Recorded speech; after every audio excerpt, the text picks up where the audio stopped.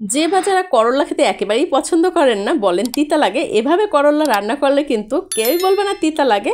আর বাচ্চারাও কিন্তু খুব মজা করে খেয়ে নেবে। অসম্ভব মজার একটা রেসিপি, আশা করি আপনাদের কাছে ভালো লাগবে। রেসিপিটি না টেনে সম্পূর্ণ দেখার অনুরোধ রইল। তো চলুন শুরু করা যাক। 1 কাপ পরিমাণে পানি দিয়ে দিয়েছি, 1 চিমটির মতো হলুদের গুঁড়া আর হচ্ছে অল্প একটু পরিমাণে লবণ দিয়ে 1 টুকরো মাংস, সেটা এই যে দেখতে পাচ্ছেন সিদ্ধ করে নিয়েছি। ঠান্ডা হওয়ার পরে তুলে একটু সাবধানে কাজটা করবেন যাতে গরম না লেগে যায়। আর এই যে দেখতে পাচ্ছেন যখন ঠান্ডা হয়ে গেছে তখন হচ্ছে এভাবে আস্তে আস্তে করে হাতের সাহায্যে মাংসগুলো একবারে সুন্দর করে ছাড়িয়ে নিতে হবে। দেখেই বুঝতে পারছেন যে আমি কিভাবে ছাড়িয়ে নিচ্ছি। আশা করি আপনাদের কাছে রেসিপিটি ভালো লাগবে। না টেনে সম্পূর্ণ ভিডিওটি দেখার অনুরোধ রইল।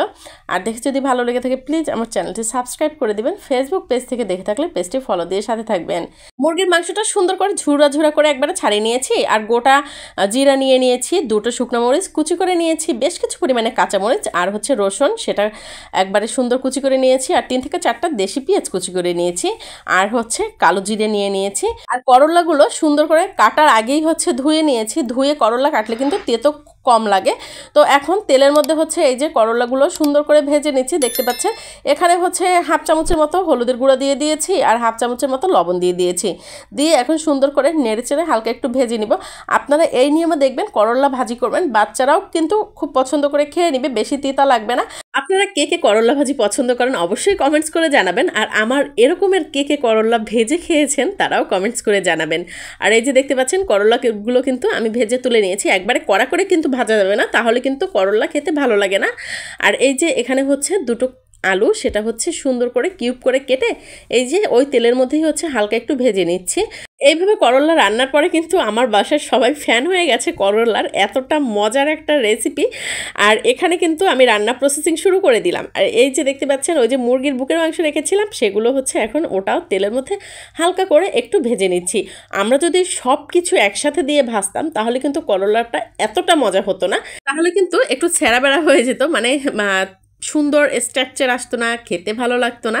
তো এই যে দেখতে পাচ্ছেন এখন মাংসগুলো কিন্তু হালকা করে একটু ভেজে তুলে নিচ্ছি। আর এই যে এখন হচ্ছে দিয়ে দিচ্ছি ওই শুকনো মরিচ আর হচ্ছে গোটা জিরা, আর এই যে দিয়ে দিলাম হচ্ছে কালো জিরা। আর এটা দিয়ে সুন্দর করে নেড়ে চেড়ে নিচ্ছি। আর কালো জিরা আর শুকনো মরিচে কিন্তু খুব সুন্দর একটা ফ্লেভার অ্যাড হয়েছে। আর এই যে এখন দিয়ে দিলাম হচ্ছে রসুন কুচি। আর রসুনটা আগে একটু হালকা ভেজে নিলে হয় কি ঘ্রাণটা বেশি ভালো লাগে খেতে। তো রসুনটা যখন হালকা একটু লালচে হয়ে আসবে এর মধ্যে হচ্ছে পেঁয়াজ কুচিগুলো দিয়ে আর কাঁচামরিচ দিয়ে এখন সুন্দর করে নেড়ে চেড়ে ভেজে নিতে হবে। আপনারা খেয়াল করেছেন কি না জানি না, এর মধ্যে কিন্তু আমি আর কোনো তেল অ্যাড করিনি, কারণ হচ্ছে আমি যে ওই যে করলা আলু মাংস ভেজে রেখেছিলাম ওর মধ্যেই কিন্তু তেলটা অনেকটা শুষে নিয়েছে, যার কারণে এখন যদি তেলটা ব্যবহার করা হতো তাহলে কিন্তু তেলের পরিমাণটা অনেক বেশি হয়ে যেত। তো কথা বলতে বলতে এর মধ্যে কিন্তু আমি অল্প একটু পরিমাণে পানি অ্যাড করে দিয়েছি, হলুদের গুঁড়া দিয়ে দিলাম, মরিচের গুঁড়া দিয়ে দিলাম। অনেকে হচ্ছে করলার মধ্যে হলুদের গুঁড়া খান না, তারা স্কিপও করতে পারেন, বাট আমার কাছে হালকা একটু কালার আসলে মানে দেখতে ভালো লাগে, যার কারণে হচ্ছে আমি একটু হলুদের গুঁড়া দিয়ে মশলাটা কষিয়ে নিয়েছি। আর এখন হচ্ছে ওই যে আলু তারপরে হচ্ছে করলা এগুলো দিয়ে দিলাম। আর করলার মধ্যে কিন্তু অনেকটা তেল শুষে নিয়েছে। আপনারা রান্নার সময় কিন্তু এভাবে যদি রান্না করেন তাহলে কিন্তু আর তেল দিবেন না, তাহলে কিন্তু তেলটা অতিরিক্ত হয়ে যাবে, মানে লাভের জায়গায় শরীরের ক্ষতিটাই বেশি হবে। তো এই যে দেখতে পাচ্ছেন নেড়ে চেড়ে সুন্দর করে করলাগুলো ভেজে নিচ্ছি। আর এই মুহূর্তে কিন্তু আপনারা ঢাকনা ব্যবহার করবেন না, করলার মধ্যে কিন্তু ঢাকনাটা দিলে করলাটা তেতো ভাব বেশি আসে। তো করলাটা নেড়ে চেড়ে ভেজে এর মধ্যে হচ্ছে ভাজা যে মুরগির মাংস ছিল সেই মাংসটুকু দিয়ে দিয়েছি। মাত্র 1 টুকরো মুরগির মাংস দিয়ে করলা ভাজি, বাচ্চারা কিন্তু মাংস খুঁজতে খুঁজতেই হচ্ছে করলা দিয়ে ভাত খাওয়া হয়ে যায়। এতটা মজার একটি রেসিপি। আশা করি আপনাদের কাছে রেসিপিটি ভালো লাগছে। যদি ভালো লেগে থাকে প্লিজ আমার চ্যানেলটি সাবস্ক্রাইব করে দিবেন। আর ফেসবুক পেজ থেকে দেখে থাকলে পেজটি ফলো দিয়ে সাথেই থাকবেন। আর বেশি ভালো লেগে থাকলে শেয়ার করে টাইমলাইনে রেখে দিতে পারেন, সুন্দর একটা কমেন্টস করবেন, একটা লাইক দিবেন। আপনাদের সাথে কথা বলতে বলতে কিন্তু আমার রান্না কমপ্লিট হয়ে গেছে, তুলে নিচ্ছি। কেমন লেগেছে সুন্দর একটা কমেন্টস করে যাবেন অবশ্যই। আর ভালো লেগে থাকলে প্লিজ শেয়ার করে টাইমলাইনে রেখে দিতে পারেন। আমার কাছে তো বেশ ভালো লেগেছে, আশা করি আপনাদের কাছেও ভালো লেগেছে।